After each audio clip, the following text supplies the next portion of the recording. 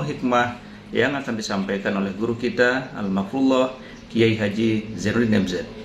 Tentunya banyak sekali ilmu, hikmah, dan manfaat yang bisa kita jadikan pelajaran dalam kehidupan kita sehari-hari. Berikut ini mari langsung saja kita simak bersama isi tausiah beliau. Selamat mendengarkan. Wa qatlan nafsil lati harramallahu illa bil haqq, membunuh orang lain dengan cara yang tidak benar, membunuh orang yang diharamkan oleh Allah Subhanahu wa ta'ala untuk melakukannya kecuali dengan alasan yang benar. Kita tahu Islam adalah agama damai. Sesuai dengan namanya, ia tidak dikembangkan dengan pedang dan kekerasan. Ia dikembangkan dengan keteladanan dan tuntunan moral.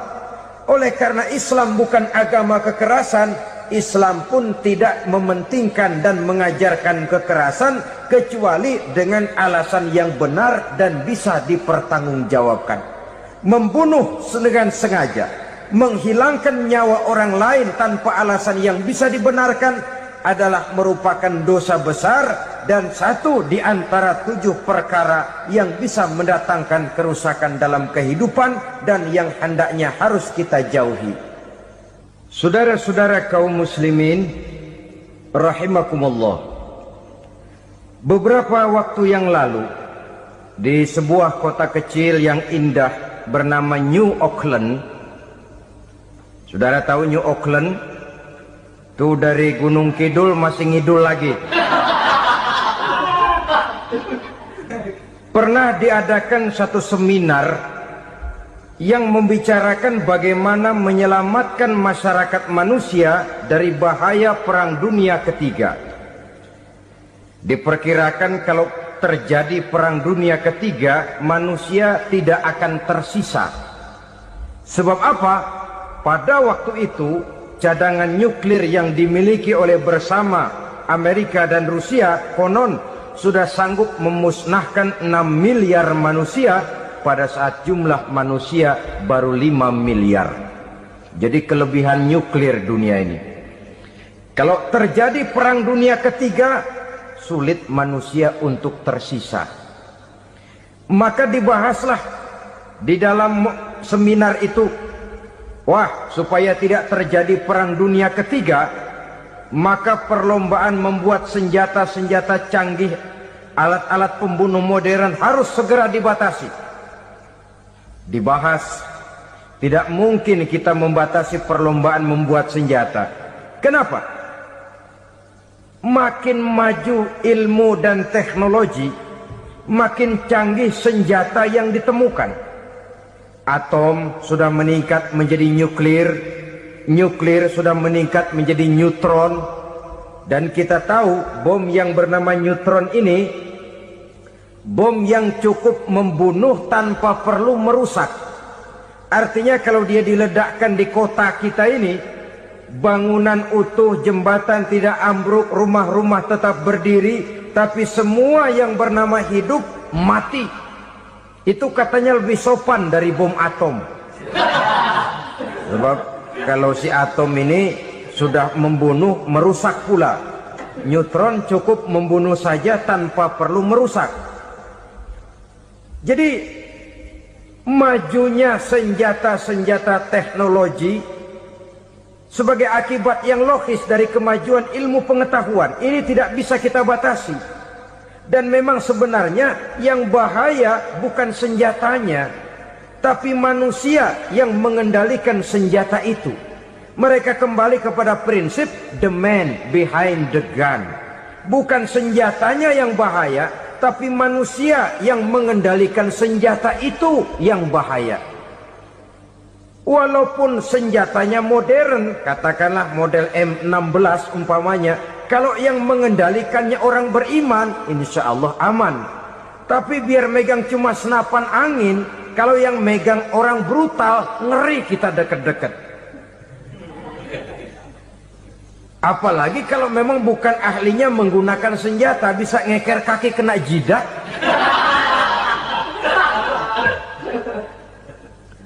Mereka kembali kepada prinsip lama yang tetap baru, bukan senjatanya yang harus dibatasi, manusia yang mengendalikan senjata itu yang perlu dibicarakan. Nah, kalau begitu, agar manusia tidak mempergunakan senjata sewenang-wenang, apa yang harus kita lakukan?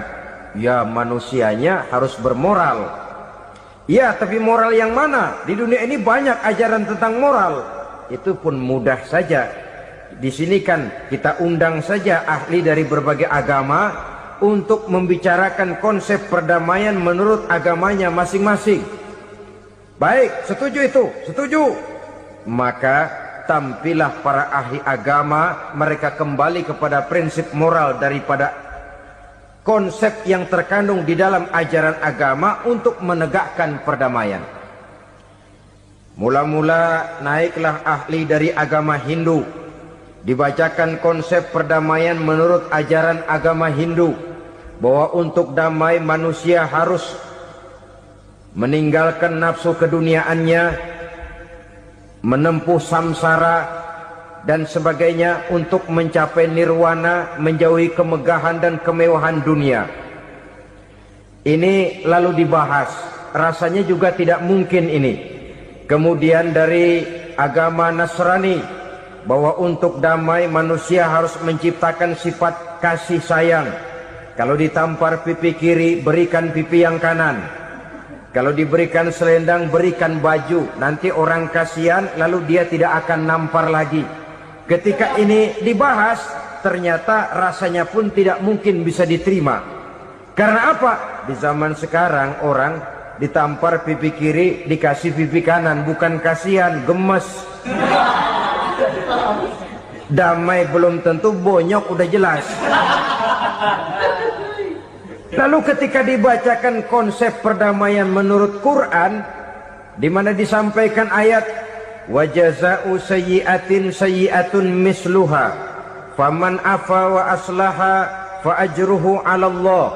Balasan terhadap satu kejahatan adalah kejahatan yang seimbang, tetapi barang siapa yang memberi maaf dan mencari jalan damai, itulah yang terbaik dan akan mendapat pahala dari Allah Subhanahu wa ta'ala. Kamu tidak salah ditampar pipi kirimu, tampar lagi pipi kirinya sekeras dia menampar pipi kirimu.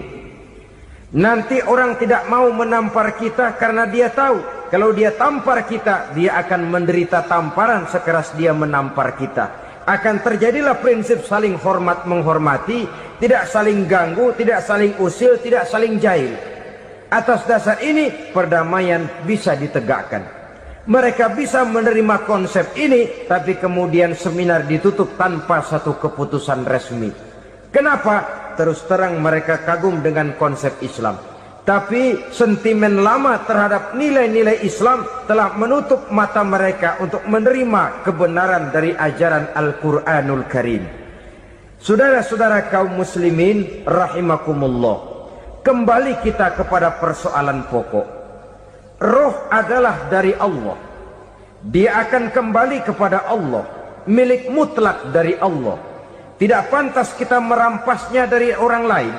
Tidak wajar kita menghilangkannya tanpa alasan yang dibenarkan oleh agama. Di zaman sekarang, akibat persaingan hidup yang makin tajam, lapangan kerja yang makin sulit, tensi ekonomi yang makin tinggi, atau karena nilai moral yang makin rendah, atau juga karena rapuhnya pegangan orang kepada agama, nyawa rasanya sudah sedemikian murahnya. Berbagai kasus membuat berdiri bulu roma kita. Ada mayit, ada manusia dipotong 6, dicincang macam kambing. Ada yang dipotong 5, ada yang dipotong 13, dikardusin, dibuang ke tempat sampah. Inna lillahi wa inna ilaihi raji'un. Gejala apa ini? Kanibalisme. Manusia sudah demikian sadisnya, manusia sudah sedemikian buasnya, sehingga sesama manusia diperlakukan seperti hewan. Padahal hewan sendiri belum pernah macan makan macan, bagaimanapun buasnya macan. Belum pernah serigala memakan serigala, bagaimanapun brutalnya serigala. Tetapi manusia makan manusia di zaman sekarang kadang jadi kenyataan dalam kehidupan kita. Kadang persoalannya remeh saja, soal uang 200 perak, pisau bicara, nyawa melayang. Soal rokok sebatang, celurit bicara, nyawa melayang. Soal-soal yang sama sekali tidak prinsip, begitu mudah kita menghilangkan nyawa orang lain. Padahal Nabi pernah memperingatkan, apabila dua orang muslim sudah berkelahi dan berbunuh-bunuhan, al-qatil wal maktul finnar, yang membunuh dan yang terbunuh dua-duanya neraka. Sahabat heran, ya Rasul, kalau yang membunuh masuk neraka itu sih wajar, tapi yang terbunuh kenapa neraka juga? Beliau menjawab, dua-duanya sudah punya niat untuk saling membunuh. Niatnya itu yang diponten. Yang terbunuh cuman lagi apes aja, keduluan dia. Umpama tidak terbunuh, pasti dia yang akan membunuh. Oleh karenanya al-qatil wal maktul, yang membunuh dan yang dibunuh finnar, dua-duanya masuk ke dalam neraka. Islam menghormati kehidupan, tidak hanya terbatas kepada sesama muslim, orang-orang yang berlainan agama pun yang mau hidup berukun, damai, berdampingan dengan umat Islam, jiwa mereka, darah mereka dilindungi oleh nilai-nilai Islam yang disebut dengan kafir zimmi ini. Mengganggu mereka sama saja dengan mengganggu aku, kata Nabi. Jadi oleh karena itu, sayangilah sesama. Kehidupan adalah anugerah Allah, bukan wewenang kita untuk mencabutnya dari orang lain, bukan wewenang kita untuk merampas dan menghilangkannya dari orang lain. Apa yang tidak enak terjadi pada diri kita, begitu pula lah apabila terjadi pada diri orang lain. Sehingga Nabi mengatakan, la yu'minu ahadukum hatta yuhibba li akhihi ma yuhibbu li nafsihi. Belum dikatakan beriman seseorang kamu apabila dia belum mencintai saudaranya seperti ia mencintai dirinya sendiri. Apa yang enak dirasakan oleh orang lain, enak juga dirasakan oleh dia. Mengukur orang lain dengan diri sendiri. Kalau orang lain tanpa salah saya fitnah, kalau saya tanpa salah difitnah orang, enak apa enggak? Enggak, orang lain juga begitu. Kalau orang lain tanpa salah saya tempeleng kepalanya, enak apa tidak? Tidak. Orang lain juga begitu. Yang tidak enak terjadi pada diri kita, tentu tidak enak juga kalau terjadi pada orang lain. Mengukur orang lain dengan diri sendiri, sehingga tidak timbul sifat egois, tidak menari di atas bangkai orang lain, tidak mendirikan kebahagiaan di atas untayan air mata orang lain. Sehingga dengan demikian saudara-saudara, dia bisa menghormati kehidupan, menghormati orang lain sebagaimana dia ingin dihormati. Untuk menghancurkan nilai-nilai iman, dibanjiri kita dengan paham-paham yang merusak dan mendangkalkan akidah, baik ia bernama materialisme, baik ia bernama sekularisme, baik ia bernama banjirnya maksiat dan munkarat, baik ia bernama banjirnya peradaban dan kebudayaan yang menghancurkan moral daripada anak-anak kita. Sedikit demi sedikit melenturkan dan melunturkan nilai-nilai keimanan kita, untuk kemudian pada waktunya nilai iman itu akan bertukar dan berganti menjadi nilai syirik kepada Allah Subhanahu wa ta'ala. Atau pada sisi lain, menjadikan yang selain Allah sebagai tujuan akhir daripada kehidupan kita. Sedangkan kita sama-sama maklum bahwa di dalam pandangan agama Islam, dosa yang tidak berampun, dosa yang terbesar, termasuk dalam kategori bapak moyangnya dosa, tidak lain adalah syirik, yakni menyekutukan Allah Subhanahu wa ta'ala. Pola penghancuran iman ini memang berstrategi.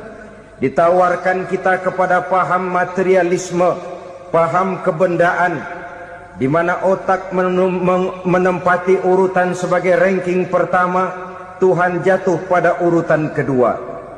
Lalu menyusul kepada paham sekularisme, Allah dipisahkan dari seluruh kegiatan hidup ini. untuk pada gilirannya menjadikan yang selain Allah sebagai tujuan akhir daripada seluruh kegiatan hidup kita. Oleh karenanya, kewajiban menjaga nilai-nilai iman ini merupakan kewajiban yang mulia tetapi berat, tidak hanya untuk kita, tetapi juga bagaimana mewariskannya kepada anak-anak kita, generasi yang akan datang. Orang-orang tua bijaksana yang diceritakan di dalam Al-Quran, kalau sudah berpikir tentang anak-anaknya, pertanyaan yang paling mereka risaukan ialah, ma ta'buduna min ba'di. Anakku, kalau pada satu saat aku, ayahmu sudah tidak ada lagi di dunia ini, meninggalkan kamu semua, ma ta'buduna min ba'di, apa yang akan kamu sembah nak? Jikalau sekarang ayahmu masih mau ke masjid, masih mau melakukan rukuk dan sujud, masih beribadah menyembah Allah Subhanahu wa ta'ala, kalau orang tuamu sudah tidak ada, ma ta'buduna min ba'di, masihkah engkau mau datang ke masjid? Masihkah engkau mau rukuk dan sujud? Masihkah engkau mau menyembah Allah Subhanahu wa ta'ala? Pertanyaan ini yang dipikirkan oleh Nabi Yakub kepada putra-putranya. Pertanyaan ini yang diteruskan oleh Nabi Ibrahim kepada anak-anaknya. Pertanyaan ini yang diwariskan oleh generasi ulama salafus saleh kepada para generasi berikutnya. Bagaimana kita generasi sekarang? Kita orang-orang tua sekarang bukan berfikir ma ta'buduna min ba'di, malah yang kita pikirkan ma ta'kuluna min ba'di. Kalau bapak tidak ada nanti kamu makan apa nak? Perkara kamu nyembah apa, urusan nomor 18. Yang penting kamu nanti hidup bisa makan nak. Maka kita sibuk mewariskan harta kepada anak-anak kita. Kita sibuk mewariskan kebun dan tanah kepada anak-anak kita. Kita sibuk mewariskan pabrik kepada anak-anak kita. Sementara kita lupa mewariskan intan yang paling mahal, mewariskan mutiara yang paling berharga, yaitu nilai iman kepada Allah Subhanahu wa ta'ala. Alangkah baiknya apabila warisan harta, warisan tanah dan kebun, warisan rumah dan pabrik didasari lebih dahulu dengan mewariskan nilai iman kepada Allah Subhanahu wa ta'ala. Sebagai orang-orang tua, kita boleh bersedih kalau anak kita tidak mengerti komputer. Kita boleh bersedih kalau anak kita tidak mengerti matematika. Kita boleh bersedih kalau anak kita tidak mengerti bahasa Inggris. Tapi sewajarnya lebih bersedihlah kita orang tua jikalau mempunyai anak yang tidak kenal Allah sebagai Tuhannya, yang kemudian tidak mau rukuk dan sujud kepada Allah Tuhannya. Itulah kemalangan yang paling malang bila kita meninggalkan generasi yang tidak bertauhid kepada Allah Subhanahu wa ta'ala. Betapapun anak kita tidak ngerti komputer, saudara, paling-paling kerugiannya cuma kerugian dunia. Masuk dia ke alam barzakh, munkar nakir tidak akan sempat tanya kau belajar komputer apa tidak. Kumpul dia di padang mahsyar, malaikat juga tidak akan tanya matematikamu nilainya berapa. Yang ditanya, kau kenal Allah, kau rukuk dan sujud kepadanya, kau pernah datang ke masjid. Oleh karena itu sekali lagi, menjaga nilai iman tidak hanya untuk kita, tetapi juga mewariskannya kepada anak-anak kita, generasi yang akan datang. Sungguh kemalangan yang paling besar apabila kita meninggalkan anak-anak kita. Mereka kita tinggalkan lemah ekonominya, itu tidak baik. Mereka kita tinggalkan lemah otaknya, itu pun akan membuat mereka tertinggal oleh yang lain.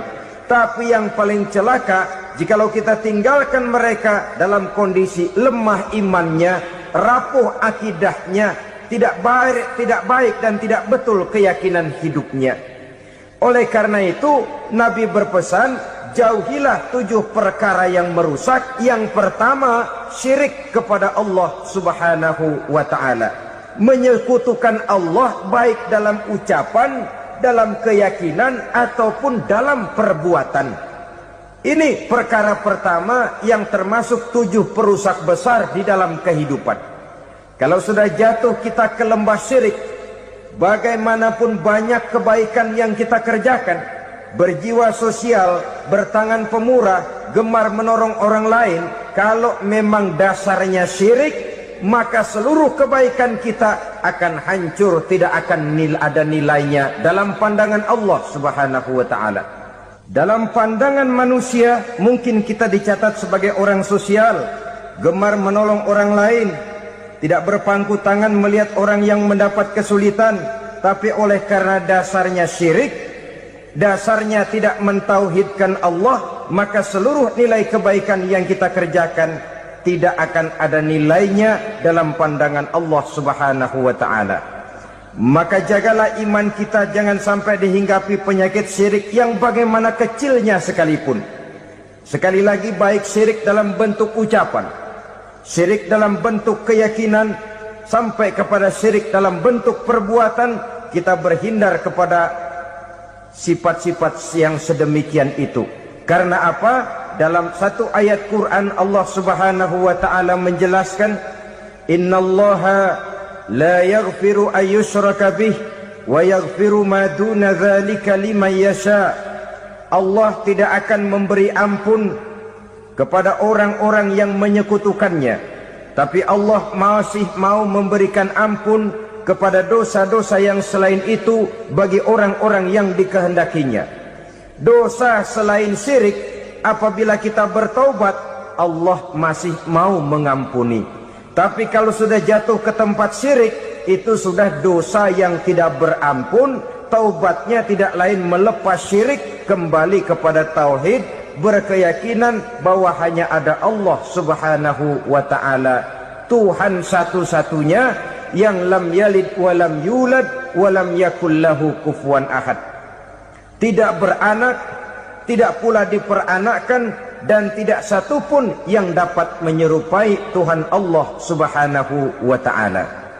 Saudara-saudara kaum muslimin rahimakumullah, bahwa kita di zaman sekarang memang tidak menyembah berhala, ya. Bahwa kita tidak berterang-terangan mengatakan Tuhan lebih dari satu, memang. Bahwa kita tidak berkeyakinan Tuhan itu punya anak atau diperanakkan, tentu. Tapi dalam perbuatan dan i'tiqad, kita kadang-kadang jatuh tanpa kita sadari ke tempat yang bernama syirik ini. Oleh karenanya, di zaman di mana teknologi makin canggih, di mana kemajuan pembangunan makin menjangkau berbagai aspek kehidupan, diperlukan keseimbangan antara kemajuan fisik material dengan kemajuan mental spiritual. Apabila tidak ada keseimbangan, yang terwujud tentulah kepincangan, yang diawali dengan pincangnya cara kita berpikir, sehingga pada akhirnya akan mengarah kepada pincangnya cara kita berbuat dan bertindak di dalam kehidupan kita. Oleh karena itu, Nabi berpesan, jauhilah sifat syirik, karena syirik merupakan dosa yang teramat besar. Ini sifat merusak yang pertama.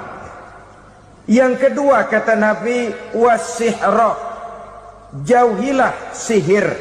Sihir ini juga termasuk perkara yang merusak kehidupan. Kita semua sama-sama maklum bahwa sihir sebenarnya bukan persoalan baru. Sejak sebelum datang Islam, sihir itu sudah ada. Di zaman Yunani kuno, sihir ada. Di zaman Mesir kuno, di zaman Cina kuno, dan yang lain-lain yang serba kuno, sihir itu sudah ada. Bahkan para nabi pun, para rasul yang diutus oleh Allah Subhanahu wa ta'ala, senantiasa berhadapan dengan ahli-ahli sihir untuk menguji kebenaran dari misi yang mereka bawa. Sihir adalah perbuatan di luar kebiasaan yang bisa dikerjakan oleh ahlinya dengan bantuan jin atau setan. Hukum mempelajari sihir adalah haram, mengamalkannya lebih haram lagi. Sebab itu saudara-saudara, sihir merupakan perbuatan merusak yang harus kita jauhi. Ciri-ciri daripada perbuatan sihir, pertama, ia mengandung tipuan, bayangan khayal. Di zaman Nabi Musa misalnya, orang melihat tambang-tambang itu seperti ular. Nabi Musa melayangkan tongkatnya menjadi ular-ular besar yang memakan ular-ular kecil ciptaan tukang-tukang sihir Fir'aun tadi. Lalu sihir bisa terjadi dengan bantuan jin kafir atau setan. Kemudian ciri yang ketiga, sifatnya halus dan tersembunyi. Taruh kata ada seorang ahli sihir yang mempergunakan ayat-ayat Quran sebagai jompa-jampe, sebagai baca-bacaan, itu cuma sekedar kedok.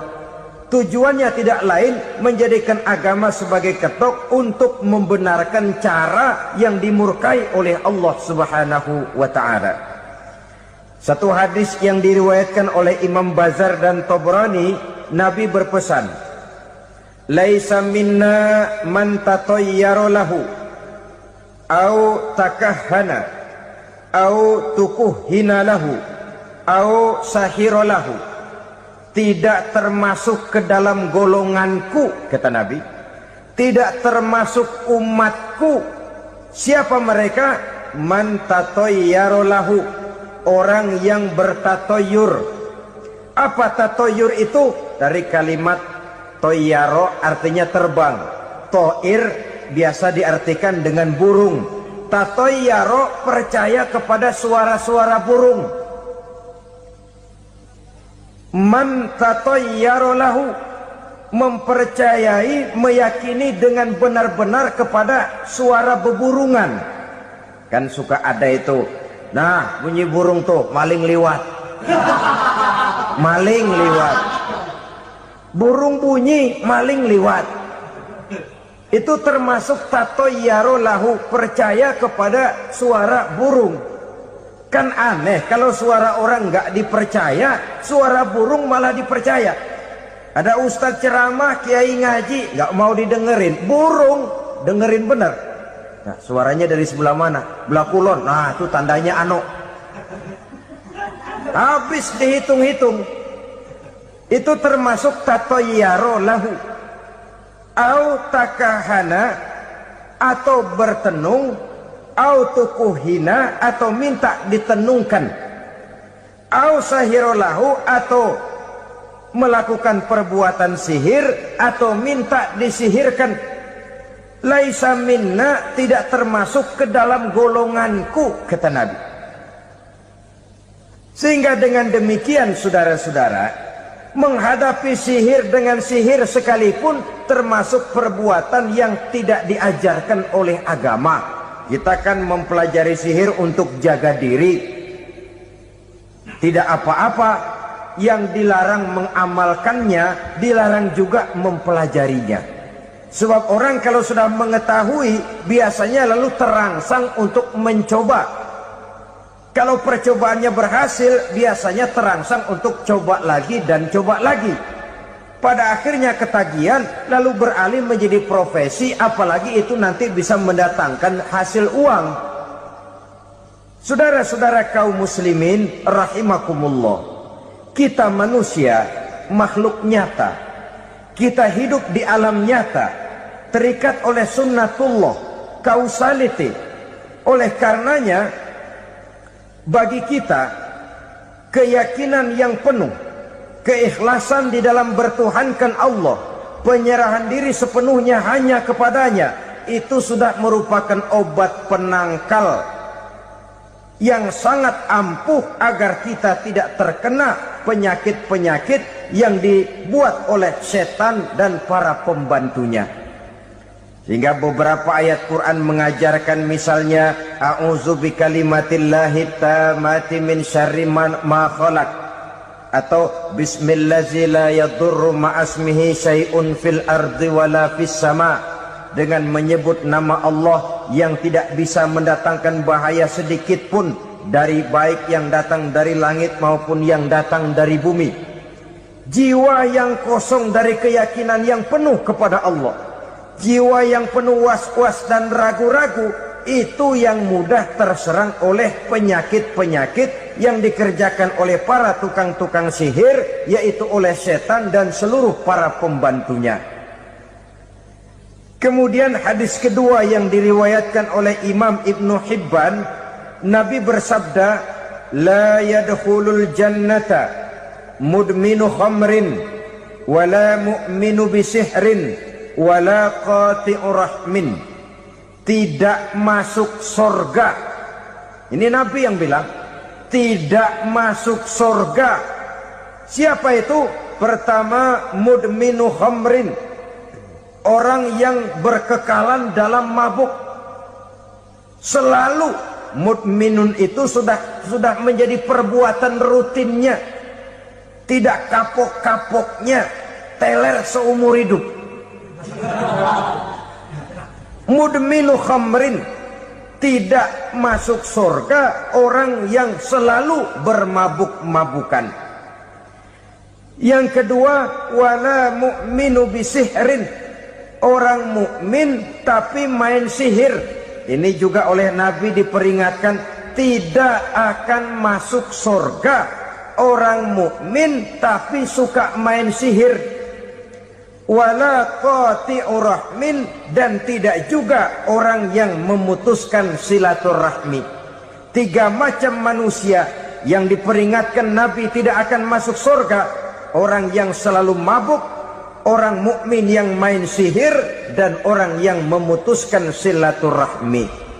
Saudara-saudara kaum muslimin rahimakumullah. Lalu orang berkata, kenapa dilarang kita bersihir?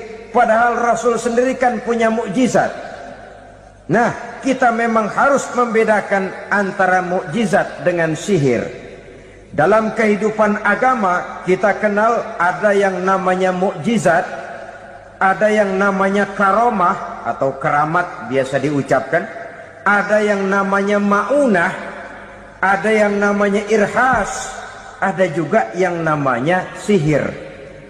Kesemuanya ini berbeda, saudara-saudara. Yang dinamakan mukjizat itu khusus untuk para rasul saja. Satu kejadian luar biasa yang terjadi dilakukan oleh rasul atas izin dari Allah Subhanahu wa taala. Perbedaannya dengan sihir jelas. Sihir dari setan, mukjizat dari Allah. Sihir bisa dipelajari, mukjizat tidak. Sihir umumnya untuk maksud-maksud yang tidak baik, sedangkan mukjizat untuk memperkuat kebenaran yang disampaikan oleh para rasul dan ditentang oleh umatnya. Bahkan kafir Quraisy dahulu menganggap orang-orang ahli sihir itu berada dalam satu posisi yang hina, sehingga mereka mengatakan dan menuduh Nabi Muhammad sebagai tukang sihir. Tuduhan sebagai tukang sihir adalah tuduhan yang sangat aib dan hina. Di tengah masyarakat kufar jahiliyah, kedudukan tukang sihir dipandang sebagai kedudukan yang hina, sehingga mereka mengejek Nabi dengan sebutan tukang sihir. Jadi mukjizat hanya untuk Rasul saja. Kemudian karomah. Karomah ini asal kata dari karomah, kehormatan, kemuliaan yang diberikan Allah kepada hamba-hambanya yang rajin mendekatkan diri kepadanya. Oleh karena ketekunannya melaksanakan ibadah, Allah memberikan keistimewaan kepada orang itu, yang dengan keistimewaannya dia bisa mengerjakan yang tidak bisa dikerjakan oleh orang lain. Karomah hanya bisa dicapai dengan prestasi ibadah. Kalau sihir, mau ibadah apa enggak, asal dia belajar, bersatu dan berteman dengan setan, memenuhi persyaratan-persyaratan setan, biasanya lalu bisa. Sedangkan karomah tidak mungkin terwujud tanpa orang mendekatkan diri sedekat-dekatnya kepada Allah Subhanahu wa ta'ala. Maka kita lihat biasanya orang-orang yang punya ilmu sihir, mukanya rata-rata nggak enak dilihat. Kumuh, jauh dari air wudhu, jauh dari sujud kepada Allah, malah berteman dengan setan, menjadi pelayan-pelayannya setan. Saudara-saudara, adapun maunah, keistimewaan yang diberikan Allah kepada hamba-hambanya yang belum sampai kepada tingkat wali, tapi orang itu lebih banyak kebaikannya daripada kesalahannya. Umpamanya, saudara jalan bertiga di pinggir jalan, saudara ada pada posisi di tengah, lalu bertiga ini ketabrak mobil. Menurut perhitungan saudara mati lebih dahulu, tapi terjadi hal yang aneh, dua teman saudara mati, saudara malah cuma luka dan lecet sedikit saja. Apa itu? Kalau kita lebih banyak kebaikannya daripada kesalahannya, itu yang dinamakan maunah, pertolongan yang diberikan Allah kepada hamba-hambanya yang lebih banyak kebaikannya daripada kesalahannya. Sedangkan yang dinamakan irhas, kejadian luar biasa pada diri seseorang pada waktu dia masih kecil, yang menunjukkan tanda-tanda keistimewaannya. Itu umumnya pada para nabi pada usia kecilnya sudah ada irhas, tanda-tanda istimewa. Jelas baik mukjizat, karomah, maunah maupun irhas berbeda dengan sihir. Sihir ini jelas saja merupakan bantuan dan persekutuan antara manusia dengan setan. Padahal setan, kata Allah dalam Al-Quran, innahu lakum aduwwum mubin, sesungguhnya setan bagi kamu adalah musuh yang sangat jelas. Saudara-saudara kaum muslimin rahimakumullah, di zaman sekarang dalam menghadapi beban kehidupan yang makin pelik, menghadapi stres yang tidak kunjung selesai, menghadapi persoalan-persoalan yang teramat berat, orang sering mencari jalan keluar kepada hal-hal yang menurut pendapatnya bisa meringankan beban moralnya itu. Pergilah dia mencari sesuatu yang dapat meringankan bebannya. Dan tidak jarang yang jatuh ke pangkuan tukang-tukang tenung, ke pangkuan tukang-tukang sihir, yang mereka itu oleh Quran dijelaskan kadzabal munajjimun walau sodaku. Tukang-tukang tenung, tukang-tukang sihir, mereka itu bohong walaupun benar. Maksudnya bohong walaupun benar, artinya kalau yang mereka kerjakan benar, itu sih kebenaran. Benar dengan kebenaran itu lain. Kebenaran, kebetulan bisa, tapi tidak untuk selalu. Apalagi kalau itu sudah membahayakan kehidupan orang lain.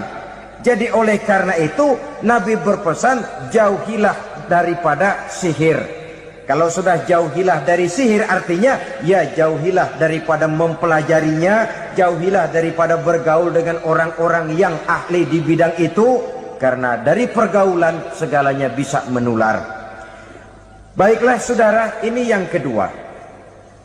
Yang ketiga pesan Nabi, wa qatlan nafsil lati harramallahu illa bil haq, membunuh orang lain dengan cara yang tidak benar, membunuh orang yang diharamkan oleh Allah Subhanahu wa taala untuk melakukannya kecuali dengan alasan yang benar. Kita tahu Islam adalah agama damai, sesuai dengan namanya. Ia tidak dikembangkan dengan pedang dan kekerasan. Ia dikembangkan dengan keteladanan dan tuntunan moral. Oleh karena Islam bukan agama kekerasan, Islam pun tidak mementingkan dan mengajarkan kekerasan kecuali dengan alasan yang benar dan bisa dipertanggungjawabkan. Membunuh dengan sengaja, menghilangkan nyawa orang lain tanpa alasan yang bisa dibenarkan adalah merupakan dosa besar dan satu di antara 7 perkara yang bisa mendatangkan kerusakan dalam kehidupan dan yang hendaknya harus kita jauhi. Saudara-saudara kaum muslimin rahimakumullah, beberapa waktu yang lalu di sebuah kota kecil yang indah bernama New Auckland.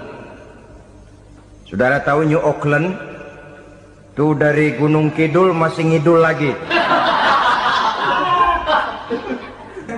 Pernah diadakan satu seminar yang membicarakan bagaimana menyelamatkan masyarakat manusia dari bahaya Perang Dunia Ketiga. Diperkirakan kalau terjadi Perang Dunia Ketiga, manusia tidak akan tersisa. Sebab apa? Pada waktu itu, cadangan nuklir yang dimiliki oleh bersama Amerika dan Rusia konon sudah sanggup memusnahkan 6 miliar manusia pada saat jumlah manusia baru 5 miliar. Jadi kelebihan nuklir dunia ini. Kalau terjadi Perang Dunia Ketiga, sulit manusia untuk tersisa. Maka dibahaslah di dalam seminar itu, wah, supaya tidak terjadi Perang Dunia Ketiga, maka perlombaan membuat senjata-senjata canggih, alat-alat pembunuh modern harus segera dibatasi. Dibahas, tidak mungkin kita membatasi perlombaan membuat senjata. Kenapa? Makin maju ilmu dan teknologi, makin canggih senjata yang ditemukan. Atom sudah meningkat menjadi nuklir, nuklir sudah meningkat menjadi neutron, dan kita tahu bom yang bernama neutron ini bom yang cukup membunuh tanpa perlu merusak. Artinya kalau dia diledakkan di kota kita ini, bangunan utuh, jembatan tidak ambruk, rumah-rumah tetap berdiri, tapi semua yang bernama hidup mati. Itu katanya lebih sopan dari bom atom. Sebab kalau si atom ini sudah membunuh, merusak pula. Neutron cukup membunuh saja tanpa perlu merusak. Jadi majunya senjata-senjata teknologi sebagai akibat yang logis dari kemajuan ilmu pengetahuan ini tidak bisa kita batasi. Dan memang sebenarnya yang bahaya bukan senjatanya, tapi manusia yang mengendalikan senjata itu. Mereka kembali kepada prinsip the man behind the gun. Bukan senjatanya yang bahaya, tapi manusia yang mengendalikan senjata itu yang bahaya. Walaupun senjatanya modern, katakanlah model M16 umpamanya, kalau yang mengendalikannya orang beriman, insya Allah aman. Tapi biar megang cuma senapan angin, kalau yang megang orang brutal, ngeri kita deket-deket. Apalagi kalau memang bukan ahlinya menggunakan senjata, bisa ngeker kaki kena jidat.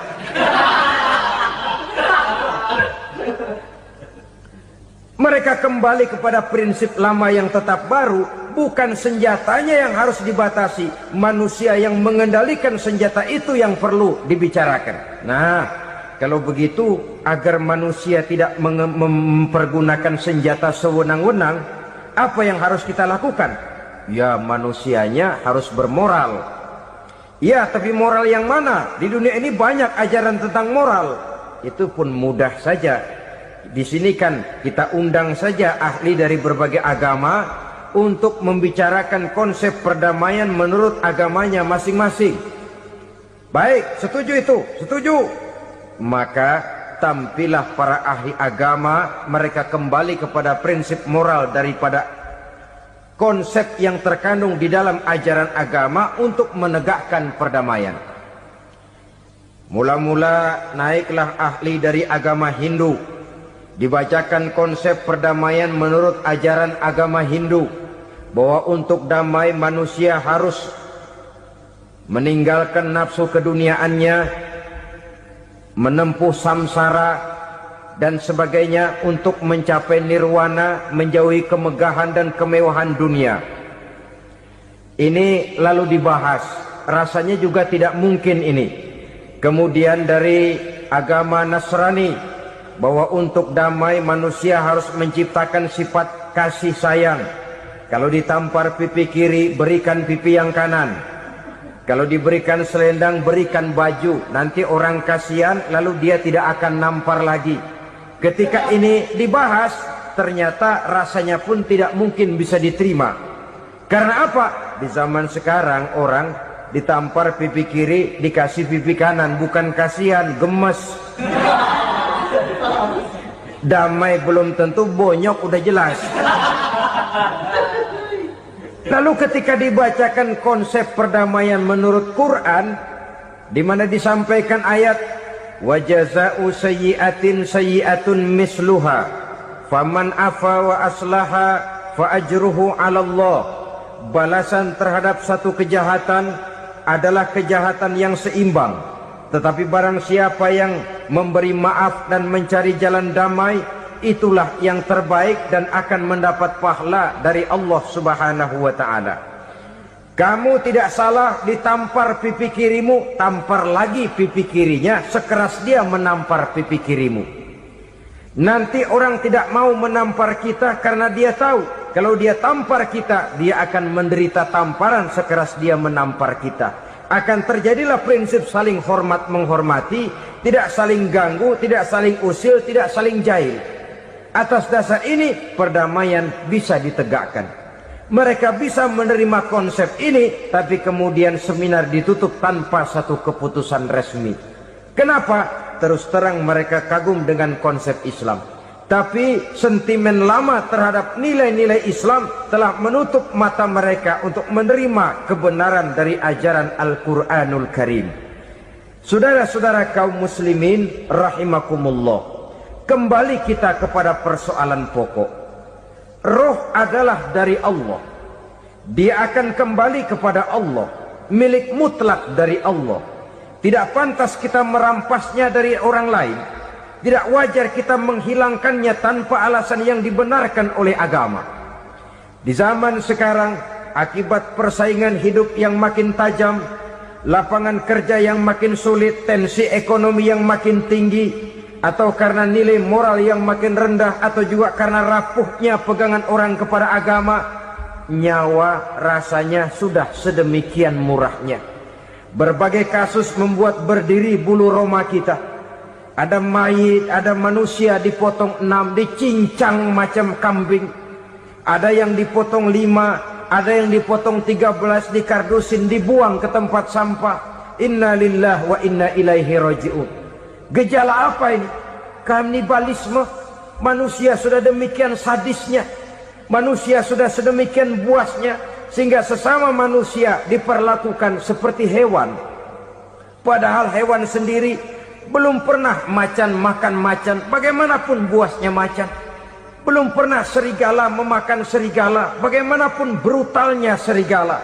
Tetapi manusia makan manusia di zaman sekarang kadang jadi kenyataan dalam kehidupan kita. Kadang persoalannya remeh saja. Soal uang 200 perak, pisau bicara, nyawa melayang. Soal rokok sebatang, celurit bicara, nyawa melayang. Soal-soal yang sama sekali tidak prinsip, begitu mudah kita menghilangkan nyawa orang lain. Padahal Nabi pernah memperingatkan, apabila dua orang muslim sudah berkelahi dan berbunuh-bunuhan, al-qatil wal maktul finnar, yang membunuh dan yang terbunuh dua-duanya neraka. Sahabat heran, ya Rasul, kalau yang terbunuh, kalau yang membunuh masuk neraka itu sih wajar, tapi yang terbunuh kenapa neraka juga? Beliau menjawab, dua-duanya sudah punya niat untuk saling membunuh. Niatnya itu yang diponten. Yang terbunuh cuman lagi apes aja, keduluan dia. Umpama tidak terbunuh, pasti dia yang akan membunuh.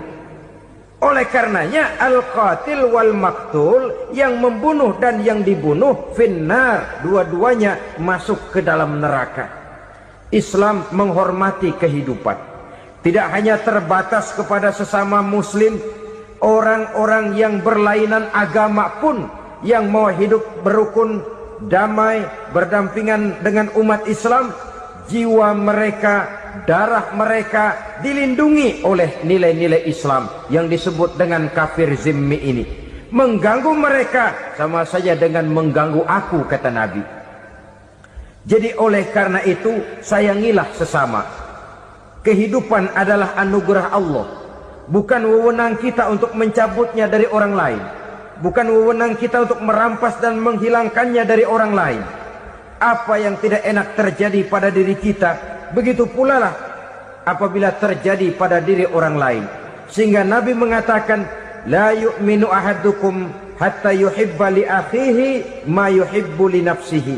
Belum dikatakan beriman seseorang kamu apabila dia belum mencintai saudaranya seperti ia mencintai dirinya sendiri. Apa yang enak dirasakan oleh orang lain, enak juga dirasakan oleh dia. Mengukur orang lain dengan diri sendiri. Kalau orang lain tanpa salah saya fitnah, kalau saya tanpa salah difitnah orang, enak apa enggak? Enggak, orang lain juga begitu. Kalau orang lain tanpa salah saya tempeleng kepalanya, enak apa tidak? Tidak. Orang lain juga begitu. Yang tidak enak terjadi pada diri kita, tentu tidak enak juga kalau terjadi pada orang lain. Mengukur orang lain dengan diri sendiri, sehingga tidak timbul sifat egois, tidak menari di atas bangkai orang lain, tidak mendirikan kebahagiaan di atas untayan air mata orang lain. Sehingga dengan demikian saudara-saudara, dia bisa menghormati kehidupan, menghormati orang lain sebagaimana dia ingin dihormati. Inilah perbuatan ketiga yang merusak, membunuh orang lain dengan yang diharamkan Allah tanpa alasan yang benar. Yang ketiga. Kemudian yang keempat, perbuatan merusak, wa aklar riba, makan riba. Hidup adalah tolong menolong. Bahasa kerennya take and give katanya. Saling memberi dan saling menerima. Nabi mengajarkan, man kuraba kurbatan min kurabid dunia, karaballahu lahu kurbatan min kurabi yaumal qiyamah. Wallahu fi aunil abdi madamal abdu fi auni akhihi. Siapa yang meringankan beban dari beban-beban yang derita seseorang di dalam kehidupan dunia, Allah akan meringankan bebannya daripada beban-beban yang harus dipikulnya di hari kiamat nanti. Wallahu fi aunil abdi madamal abdu fi auni akhihi. Allah senantiasa akan menolong seorang hamba selama hamba itu masih mau menolong saudaranya. Allah selalu akan menolong seorang hamba selama hamba itu masih mau menolong saudaranya. Apabila kita sudah berpangku tangan terhadap kesulitan orang lain, biasanya pun pada saat kita mendapat kesulitan, kita akan sulit juga memperoleh pertolongan. Nah, riba alias renten, kedoknya adalah menolong orang, tapi sama juga bulu buntutnya dilepas, palanya dicekek. Menolong orang pada akhirnya menjadi beban bagi seseorang. Dan memang mencari orang-orang yang berada dalam posisi kesulitan. Biasanya di daerah-daerah di mana musim paceklik jadi lapangan kerja sulit, sedangkan urusan perut tidak bisa ditunda, akhirnya orang terjebak ke dalam rentenir, ke dalam riba, ke dalam renten. Bunga berbunga sehingga satu saat jumlah bunganya bisa lebih besar dari jumlah pinjaman pokoknya. Kemudian kalau juga ternyata tidak bisa dibayar, rumah jadi taruhan. Memang rumah satu-satunya, begitu rumah ditarik mulain camping. Bukankah pada akhirnya akan mewariskan kesengsaraan? Oleh karena itu, kepada kita berusahalah jangan berhubungan dengan rentenir, jangan makan renten dan riba. Kepada mereka yang melaksanakan riba, walaupun mendatangkan keuntungan materi, tapi percayalah harta yang didapat dengan jalan riba tidak akan membawa keberkahan. Manakala tidak membawa keberkahan, dia tidak akan mendatangkan ketenangan di dalam kehidupan kita. Oleh karenanya, memakan harta riba termasuk perbuatan yang merusak. merusak sendi-sendi kehidupan sosial, merusak kehidupan orang lain, merusak kehidupan masyarakat, tetangga, pergaulan, dan sebagainya. Yang kelima, wa akla malil yatim, memakan harta anak yatim dengan cara yang zalim. Nih, memang lezat. Anak yatim itu nggak tahu urusan apa-apa. Kita diamanahkan untuk mengurusinya. Kadang-kadang dibentuklah panitia penyantunan yatim piatu. Yatimnya mah tetap kelaparan, panitianya yang pada gendut.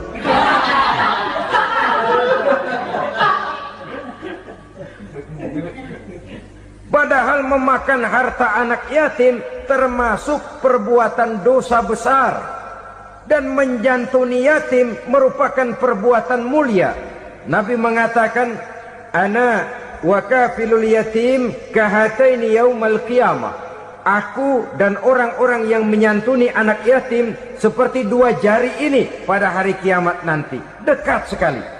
Jikalau ingin di hari akhir nanti dekat dengan Rasul, bersahabatlah dengan anak-anak yatim. Jadilah pengurus anak-anak yatim. Bangunlah panti-panti asuhan yatim. Pada saat bapak ibunya meninggal, kitalah yang menjadi orang tuanya. Bahkan sedemikian besar perhatian Islam terhadap anak-anak yatim ini, sehingga Quran memberikan peringatan, ara'aital ladzi yukadzibu bid-din fadzalikal ladzi yad'ul yatim wa la yahuddu ala ta'amil miskin.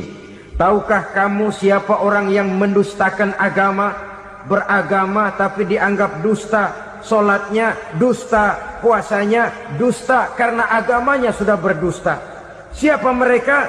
Fadzalikal ladzi yad'ul yatim, orang yang menyia-nyiakan anak yatim, wala yahuddu ala ta'amil miskin, dan tidak pernah memberi makan kepada orang-orang yang menderita kemiskinan. Menyia-nyiakan, meninggalkan anak yatim termasuk perbuatan yang divonis kita sebagai orang yang mendustakan agama. Saudara-saudara kaum muslimin rahimakumullah, maka sangat dicela mengeksploitir anak-anak yatim, menjadikan mereka sebagai kedok untuk mencari kekayaan pribadi. Tetapi jikalau ikhlas, ganjarannya sangat besar, nilai pahalanya sangat besar. Menyantuni yatim tidak hanya setahun sekali. Kalau Muharram pakai istilah lebaran yatim, dibentuklah panitia, diberilah beras, uang 4-5 ribu rupiah, alhamdulillah. Tapi jangan lupa, si yatim tidak hidup cuma satu hari. Dia tidak hidup cuma di bulan Muharram saja. Dia hidup 12 bulan dalam setahun. Sebagaimana anak-anak yang lain, dia juga berhak punya masa depan. Dia juga berhak menikmati bangku sekolah. Dia berhak mengenyam arti dan makna pendidikan. Dia berhak membekali diri dengan ilmu dan pengetahuan, seperti halnya anak-anak yang lain. Maka kita yang diberikan keluasan oleh Allah, ingatlah itu, bersahabatlah dengan anak-anak yatim, santuni mereka. Perkara setahun sekali di bulan Muharram, alhamdulillah, itu bagus, bin Thayyib alias baik. Tapi tentu dan tentu sekali lagi, si yatim tidak hanya hidup di bulan Muharram. Dia hidup 12 bulan dalam setahun, 24 jam di dalam sehari. Oleh karenanya, menyia-nyiakan mereka pada saat posisi kita memang mampu akan memojokkan kita dalam satu posisi di mana kita dianggap sebagai orang yang mendustakan agama, memakan harta anak yatim dengan cara yang zalim. Bapaknya udah meninggal, kebunnya lebar, anaknya dikelecehin. Nah, dah kamu nggak usah pusing, nanti saya yang ngurus. Akhirnya bukan ngurus, nguras. Si yatim mungkin tidak tahu bahwa dia disia-siakan, haknya diambil, miliknya dizalimi. Tapi Allah yang akan membalasnya dengan seadil-adilnya. Maka makan harta anak yatim biasanya balasannya tokcer bin paten. Nggak banyak selang tempo itu, nggak percaya cobain dah. Nyobain aja kan nggak bayar, umpama memakan harta anak yatim dengan cara yang zolim, ganjarannya biasanya kontan. Kenapa? Ratapan si miskin, untayan air matanya, jeritan kepedihan hatinya, membuka pintu langit, permohonannya diijabah, getaran hatinya didengarkan oleh Allah, maka balasannya biasanya kontan, spontan, tidak menunggu waktu terlalu lama. Itu di dunia, belum lagi di akhirat nanti. Bukankah dalam riwayat Mi'raj diceritakan Nabi melihat di neraka itu orang perutnya sebesar rumah? La haula wala quwata. Itu perut kayak rumah, bagaimana jalannya tuh orang? Dan memang gak jalan, diseret-seret oleh malaikat di neraka itu. Hancur perutnya, amburadul itu perut. Berantakan isinya, dibulatkan lagi, diseret lagi, hancur lagi, dibulatkan lagi. Sampai Nabi tanya, orang itu begitu berat siksanya kenapa ya Jibril? Itu Muhammad, waktu di dunia dulu rakus banget makan harta anak yatim. Begitu vonisnya, begitu menyedihkan nasibnya di akhirat. Tapi di dunia pun ketidakberkahan itu sudah membayangi kehidupannya. Oleh karena itu, kepada saudara-saudara yang mendapat titipan anak yatim, berbahagialah, karena semulia-mulia rumah adalah rumah yang di dalamnya ada anak yatim yang disantuni. Sehina-hina rumah adalah rumah di mana di dalamnya ada anak yatim yang disia-siakan. Begitu kata Nabi kita. Rumah yang paling mulia dalam pandangan Allah, rumah yang di dalamnya ada anak yatim yang disantuni. Rumah yang paling hina dalam pandangan Allah, rumah yang di dalamnya ada anak yatim yang nasibnya disia-siakan. Subhanallah, sangat luar biasa tausiah yang sudah disampaikan oleh guru kita Al-Maghfurullah Kiai Haji Zainuddin MZ. Sahabat beriman yang dimuliakan Allah, tetaplah di channel ini karena masih banyak lagi hal-hal menarik yang akan disampaikan oleh guru kita Al-Maghfurullah Kiai Haji Zainuddin MZ. Maka dari itu tetaplah di channel ini dan mari kita lanjutkan kembali. Selamat mendengarkan. Berbahagialah saudara apabila menjadi penyantun anak-anak yatim, pelindung mereka, sehingga mereka mempunyai masa depan sebagaimana anak-anak lainnya. Rasulullah sendiri sedemikian peka terhadap keadaan anak-anak yatim karena beliau sendiri memang mengalami umur 6 bulan dalam kandungan ibu, beliau sudah ditinggalkan oleh ayahnya. Pada saat berusia 6 tahun ibu sudah meninggal. Yatim piatu dalam usia di mana beliau sedang perlu belas kasih seorang ibu dan pengertian seorang bapa. Kepekaan itu lalu timbul, bahkan kemudian sampai kepada beliau berkata, aku dan orang yang menyantuni anak yatim seperti jari tengah dan jari telunjuk di hari akhirat nanti. Sedemikian dekatnya. Baiklah ya, jadi yang kelima, memakan harta anak yatim. Jauhi karena ini perbuatan yang merusak. Yang keenam, watawalli yaumaz zahfi, melarikan diri pada hari pertempuran. Apa ini? Khianat. Tidak konsekuen dengan konsep perjuangan. Pada mulanya keras benar teriak, berantas korupsi, ganyang korupsi. Cuma karena belum dapat giliran. Begitu dia naik dapat kesempatan, korupsinya lebih edan dari yang diteriakinya. Ini termasuk tawalli yaumaz zahfi, berpaling pada hari peperangan. Di saat menghadapi musuh, kalau belum kelihatan musuh, teriaknya nyaring bener. Jangan takut demi kebenaran sampai titik darah yang paling penghabisan. Musuh belum kelihatan. Begitu musuh sudah kelihatan, paling dulu lari ke belakang.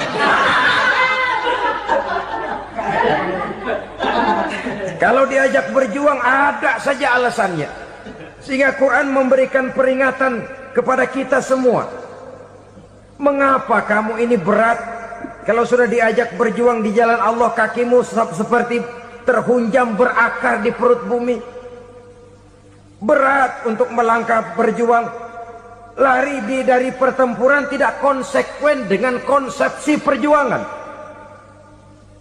Mau enaknya saja dalam kondisi yang sulit lalu berpangku tangan. Ini termasuk ciri munafik yang di dalam Al-Quran disindir dengan bahasa kullama adha'a lahum masyaufi wa iza azlama alaihim qamu. Waktu terang mereka jalan, giliran gelap mereka mandek. Artinya, maksudnya, kalau giliran ada untungnya aja, rame-rame teriak Islam. Tapi begitu diminta berjuang, dituntut berkorban, rame-rame mundur. Waktu dilihat di Islam ada untungnya, rame-rame teriak Islam. Pak, saya Islam banget, Pak. KTP saya Islam, Pak. Pokoknya Islam banget dah. Tapi ketika diminta berjuang, dituntut sedikit berkorban, rame-rame mengundurkan diri. Tahun 65 PKI berontak. Waduh, waktu itu jadi orang Islam untung itu. Nggak dikejar-kejar, aman. Masjid rame, masjid, mobil-mobil mewah parkir di depan musola dan masjid. Kenapa? Waktu itu asal udah ke masjid aman. Islam selamat, untung.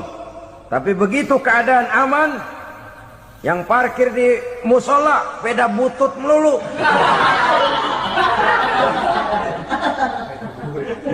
Waktu terang mereka jalan, waktu gelap mereka berhenti.